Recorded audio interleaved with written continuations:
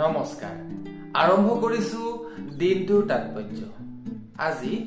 17 ফেব্ৰুৱাৰী অসমীয়া লেখেৰে ফাগুন মাহৰ 4 তাৰিখ 1899 চনৰ আজিৰ দিনটোতেই বাংলা ভাষাৰ বিশিষ্ট কবি জীৱনানন্দ দাসৰ জন্ম হৈছিল 1951 চনৰ আজিৰ দিনটোতেই ভাৰতীয় চিন্তাবিদ লেখক মিনা আলেকজেণ্ডাৰৰ জন্ম হৈছিল 1955 চনৰ আজিৰ দিনটোতেই চীনা ঔপন্যাসিক তথা লেখক মো য়েনৰ জন্ম হৈছিল 1959 চনৰ আজিৰ দিনটোতেই উড়িয়া চলচ্চিত্ৰৰ অভিনেতা মিহিৰ দাসৰ জন্ম হৈছিল 1993 চনৰ আজিৰ দিনটোতেই ভাৰতীয় স্বাধীনতা সংগ্ৰামী ৰাণী গাইদিনলিউৰ মৃত্যু হৈছিল 2008 চনৰ আজিৰ দিনটোতেই ভাৰতীয় কবি নাট্যকাৰ শিলা ভাটিয়াৰ মৃত্যু হৈছিল 2014 চনৰ আজিৰ দিনটোতেই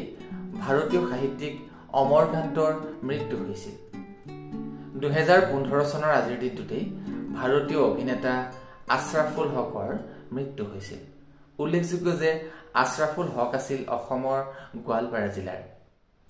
আজি কছোভাৰ স্বাধীনতা দিৱস আজি লিবিয়াৰ বিপ্লৱ দিৱস